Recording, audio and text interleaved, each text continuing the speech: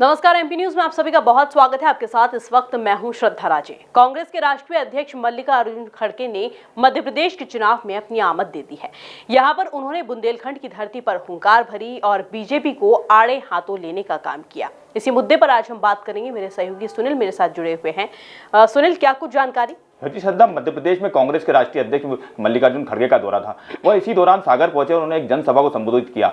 इसी दौरान उन्होंने भाजपा को भी जो आड़े हाथों लेने का काम किया और उन्होंने कई जो घोषणाएं कमलनाथ की उनको एक बार फिर से दोहराया। इसमें उन्होंने जो कहा कि किसानों का कर्ज एक बार फिर से माफ होगा और इसी तरह जो 1500 रुपए लाडली बहना है उनको दिए जाएंगे और 500 रुपए में सिलेंडर दिए जाएंगे। ओल्ड पेंशन योजना को लागू करने के साथ साथ जो बिजली फ्री करने की बात करें 100 यूनिट, उसको भी उन्होंने एक बार फिर से दोहराया। इसी के साथ उन्होंने एक बड़ी घोषणा की कि मध्य प्रदेश में अगर कांग्रेस की सरकार आती है तो जातिगत जनगणना कराई जाएगी। तो काफी कुछ महत्वपूर्ण है कि मल्लिकार्जुन खड़गे ने जो छठी घोषणा है कांग्रेस की वह कर दी है। तो जातिगत जनगणना को लेकर हम कह सकते हैं जिस तरह से वो एससी वोटर्स और ओबीसी वोटर्स और एसटी वोटर्स उनको साधने का पूरा प्रयास कर रहे हैं। जिस तरह हमने देखा कि जो बुंदेलखंड है उसकी भूमि पर कुछ दिन पहले पीएम मोदी भी आए तो उन्होंने संत रविदास मंदिर का भूमि पूजन किया था। तो जिस तरह से मल्लिकार्जुन खड़गे सागर पहुंचे और उन्होंने जो घोषणा है कांग्रेस की उनको दोहराया तो काफी कुछ महत्वपूर्ण हो जाएगा आगामी विधानसभा चुनाव को लेकर। तो इस तरह से उन्होंने जो अपना भाषण था उसमें पीएम मोदी को भी आड़े हाथों लेने का काम किया और मणिपुर में जो उनका दौरा था अभी तक नहीं हुआ पीएम मोदी का, उसको लेकर भी कटाक्ष किया। इसी तरह से उन्होंने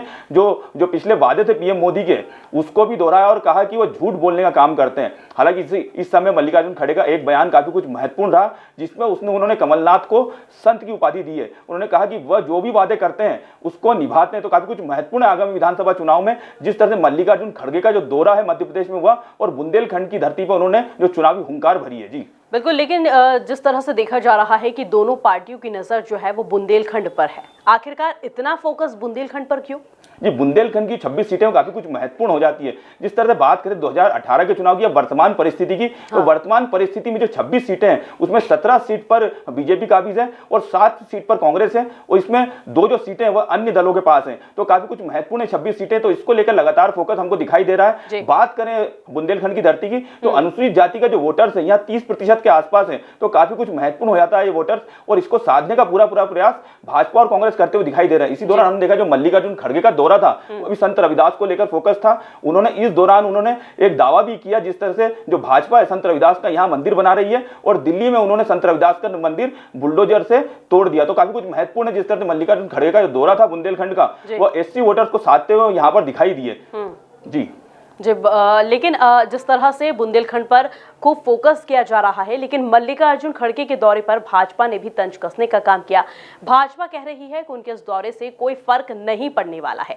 आखिरकार बीजेपी का खड़गे के दौरे को लेकर क्या कुछ कहना है? और जिस तरह से अमित शाह पहले आए थे, उन्होंने अपने कार्यकर्ताओं में जोश भरा, क्या उसी तरह से खड़गे अपने कार्यकर्ताओं में जोश भरने वाले हैं?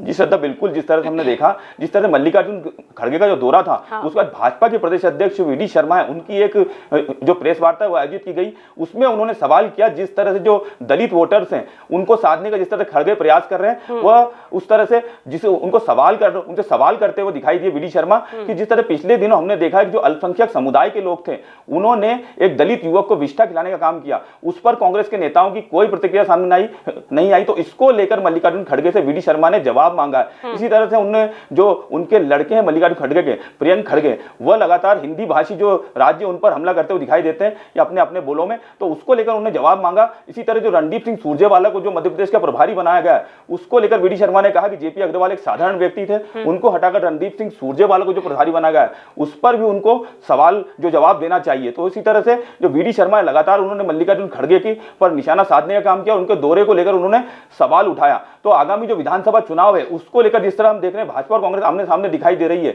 उसके बाद मल्लिकार्जुन खड़गे का दौरा है उसको लेकर आगामी समय हम बीजेपी के जो नेता है हमला करते हुए दिखाई दे सकते हैं। जी बिल्कुल, बहुत शुक्रिया सुनील तमाम जानकारी के लिए। यहाँ लेते एक छोटा सा ब्रेक के बाद जल्द हाजिर होंगे। बने रहिए एमपी न्यूज के साथ। एमपी की नब्ज, एमपी का हाल, मध्य प्रदेश की हर खबर एमपी न्यूज टीवी के साथ। लगातार खबरों के लिए सब्सक्राइब करें हमारा YouTube channel MP news TV. Latest updates के लिए बेल आइकन दबाना जरा भी न भूलें।